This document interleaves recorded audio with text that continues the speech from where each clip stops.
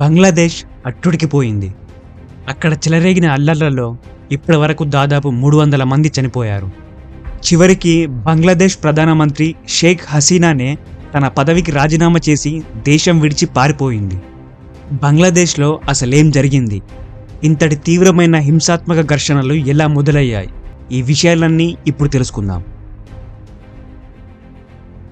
ఒకప్పుడు బంగ్లాదేశ్, పాకిస్తాన్ ఈ రెండు దేశాలు కూడా మన భారత్లోనే ఉండేవి.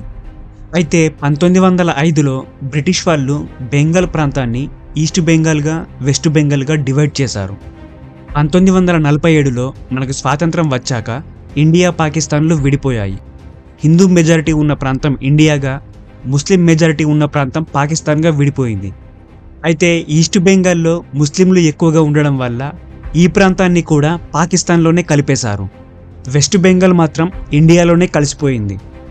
ఇక పంజాబ్ వైపు ఉన్న ప్రాంతాన్ని వెస్ట్ పాకిస్తాన్గా, వెస్ట్ బెంగాల్ వైపు ఉన్న ప్రాంతాన్ని ఈస్ట్ పాకిస్తాన్గా పిలిచేవారు. అయితే వెస్ట్ పాకిస్తాన్ ప్రజలు ఉర్దూ ఎక్కువగా మాట్లాడేవారు, కానీ ఈస్ట్ పాకిస్తాన్ ప్రజలు మాత్రం బెంగాలీ భాషను ఎక్కువగా మాట్లాడేవారు. ఈ రెండు ప్రాంతాల కల్చర్ కూడా డిఫరెంట్గా ఉండేది. ఇలా కల్చర్, లాంగ్వేజ్ డిఫరెన్స్ ఉండడం వల్ల ఈస్ట్ పాకిస్తాన్ ప్రజలు వెస్ట్ పాకిస్తాన్ నుంచి విడిపోయి సొంత దేశాన్ని ఏర్పాటు చేసుకోవాలనుకున్నారు. అంతేకాదు వెస్ట్ పాకిస్తాన్ కూడా ఈస్ట్ పాకిస్తాన్ని సరిగ్గా పట్టించుకునేది కాదు. 1970లో ఒకసారి ఈస్ట్ పాకిస్తాన్లో బోలా అనే సైక్లోన్ వచ్చింది. ఈ తుఫాను ప్రభావానికి దాదాపు 5 లక్షల మంది చనిపోయారు. ఇంతటి ఘోర విపత్తు జరిగినా కూడా వెస్ట్ పాకిస్తాన్ ఈస్ట్ పాకిస్తాన్ని నిర్లక్ష్యం చేసింది. దీంతో ఈస్ట్ పాకిస్తాన్ ప్రజలు మరింత రగిలిపోయారు.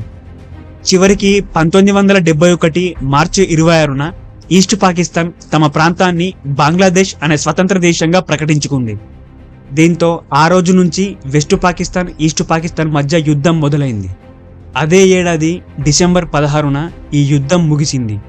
ఈ యుద్ధాన్నే బంగ్లాదేశ్ లిబరేషన్ వార్ అని అంటారు.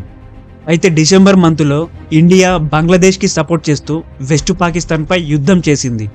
చివరికి ఈ యుద్ధంలో వెస్ట్ పాకిస్తాన్ ఓడిపోయింది. దీంతో ఈస్ట్ పాకిస్తాన్ పూర్తిగా బంగ్లాదేశ్ దేశంగా ఏర్పాటైంది. ఇక 1972లో బంగ్లాదేశ్లో అవామీ లీగ్ అనే పార్టీ కొత్తగా ప్రభుత్వాన్ని ఏర్పాటు చేసింది. ఆ పార్టీ అధినేత బంగ్లాదేశ్ లిబరేషన్ వార్ని ముందుండి నడిపించిన షేక్ ముజిబుర్ రెహమాన్ అనే నేత బంగ్లాదేశ్ ప్రధానిగా అయ్యారు. ఇలా కొత్త ప్రభుత్వం ఏర్పాటయ్యాక ప్రభుత్వ ఉద్యోగాల కోసం కొత్తగా ఒక రిజర్వేషన్ సిస్టమ్ని తీసుకొచ్చారు. ఇందులో ప్రభుత్వం 30% రిజర్వేషన్లను బంగ్లాదేశ్ లిబరేషన్ యుద్ధంలో పాల్గొన్న ఫ్రీడమ్ ఫైటర్స్ కుటుంబాలకు కేటాయించింది. అలాగే 10% మహిళలకు, మరో 10% వెనుకబడిన జిల్లాలకు, 5% మైనారిటీలకు, 1% దివ్యాంగులకు రిజర్వేషన్లను కేటాయించింది. ఇలా మొత్తం 56% రిజర్వేషన్ ప్రత్యేక కోట కిందికి వెళ్ళిపోయింది. ఇక మిగతా 44% రిజర్వేషన్ మెరిట్ ఆధారంగా కేటాయించింది. అలా కొన్నేళ్లు గడిచిపోయాయి. అయితే 30% రిజర్వేషన్లను ఫ్రీడమ్ ఫైటర్ కుటుంబాలకు కేటాయించడంతో వారి పిల్లలతో పాటు వారి మనవళ్ళు, మనవరాళ్లకు కూడా ఈ రిజర్వేషన్ అలా కొనసాగుతూనే వచ్చింది. దీంతో బంగ్లాదేశ్ ప్రజలకు ఇది నచ్చలేదు. మెరిట్ ఆధారంగా రిజర్వేషన్ని ఎక్కువగా కేటాయించాలనే డిమాండ్ ముందుకు వచ్చింది. దీంతో దేశవ్యాప్తంగా నిరసనలు కూడా జరిగాయి. చివరికి 2018లో ఆ దేశ ప్రధానిగా ఉన్న షేక్ హసీనా ఈ రిజర్వేషన్ల సిస్టాన్ని పూర్తిగా రద్దు చేసింది. దీంతో బంగ్లాదేశ్ లిబరేషన్ యుద్ధంలో పాల్గొన్న ఫ్రీడమ్ ఫైటర్ల కుటుంబ సభ్యులు ప్రభుత్వ నిర్ణయాన్ని వ్యతిరేకిస్తూ హైకోర్టులో దీనిపై పిటిషన్ వేశారు. ఈ వివాదం అలా కొనసాగుతూ వచ్చింది. చివరికి 2024 జూన్ నెలలో ఈ అంశంపై హైకోర్టు విచారణ జరిపింది. 1972లో అప్పటి ప్రభుత్వం తీసుకొచ్చిన రిజర్వేషన్ సిస్టమ్నే కొనసాగించాలని తీర్పునిచ్చింది. 30% రిజర్వేషన్లను ఫ్రీడమ్ ఫైటర్ల కుటుంబాలకే కేటాయించాల్సిందేనని ప్రభుత్వాన్ని ఆదేశించింది. అయితే మళ్లీ పాత పద్ధతిలో రిజర్వేషన్ సిస్టాన్ని తీసుకురావడంతో దేశవ్యాప్తంగా ఆందోళనలు చెలరేగాయి. ఇలా నిరసనలు చేస్తున్న విద్యార్థులు, నిరుద్యోగులను అణచివేసేందుకు షేక్ హసీనా ప్రభుత్వం భారీగా పోలీసులను, భద్రతా బలగాలను రంగంలోకి దింపింది. దీంతో పోలీసులు, విద్యార్థుల మధ్య హింసాత్మక ఘర్షణలు చోటు చేసుకున్నాయి. ప్రస్తుతం అధికారంలో ఉన్న షేక్ హసీనా పార్టీ అయిన అవామీ లీగ్ పార్టీ మద్దతుదారులు కూడా పోలీసులకు సపోర్ట్ చేస్తూ విద్యార్థులపై దాడులకు పాల్పడ్డారు. ఈ ఘర్షణల్లో చాలామంది విద్యార్థులు చనిపోయారు. దేశం మొత్తం ఇలా నిరసనలతో ఆందోళనకరంగా మారడంతో ఈ రిజర్వేషన్ సిస్టమ్ అంశం సుప్రీంకోర్టుకు చేరింది. చివరికి ఈ ఏడాది జూలై 21న బంగ్లాదేశ్ సుప్రీంకోర్టు సంచలన తీర్పునిచ్చింది. ఆ రిజర్వేషన్ సిస్టంలో కొత్తగా మార్పులు చేసింది. ఇందులో యుద్ధంలో పాల్గొన్న ఫ్రీడమ్ ఫైటర్ల కుటుంబాలకు కేవలం 5% రిజర్వేషన్లను మాత్రమే కేటాయించింది. 1% మైనారిటీలకు, మరొక శాతం దివ్యాంగులకు కేటాయించింది. ఇక మిగతా 93% మెరిట్ ఆధారంగానే రిజర్వేషన్ను కేటాయించింది.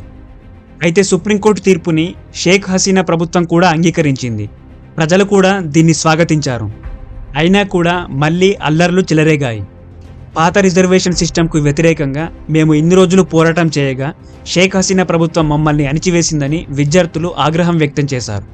ఈ ఘర్షణల్లో ఎంతోమంది ప్రాణాలు కోల్పోయారని, దీనికి ప్రభుత్వమే బాధ్యత వహించాలని షేక్ హసీనా తన ప్రధానమంత్రి పదవికి వెంటనే రాజీనామా చేయాలని డిమాండ్ చేస్తూ దేశవ్యాప్తంగా ఇలా మళ్ళీ ఆందోళనలు చెలరేగాయి. అయితే వీళ్ళకి అపోజిషన్ పార్టీ అయిన బంగ్లాదేశ్ నేషనలిస్టు పార్టీ కూడా సపోర్ట్ చేసింది. దీంతో షేక్ హసీనా ఇలా నిరసనలు చేస్తున్న వారు విద్యార్థులు కాదని, ఉగ్రవాదులని ఆగ్రహం వ్యక్తం చేసింది. ఆ తర్వాత మరింత ఆందోళనలు పెరగడంతో చివరికి ఆగస్టు 5న షేక్ హసీనా తన ప్రధానమంత్రి పదవికి రాజీనామా చేసి బంగ్లాదేశ్ను విడిచి ప్రత్యేక హెలికాప్టర్లో పారిపోయింది. ఇక ఇప్పటి వరకు జరిగిన హింసాత్మక ఘర్షణల్లో దాదాపు 300 మంది ప్రాణాలు కోల్పోయారు. ప్రెజెంట్ ఇప్పుడు బంగ్లాదేశ్ ఆర్మీ దేశాన్ని కంట్రోల్లోకి తీసుకుంది. ప్రస్తుతం రాజకీయ పార్టీలతో సంప్రదింపులు జరుపుతున్నామని, త్వరలోనే తాత్కాలిక ప్రభుత్వాన్ని ఏర్పాటు చేసేలా చర్యలు తీసుకుంటామని బంగ్లాదేశ్ ఆర్మీ ప్రకటించింది.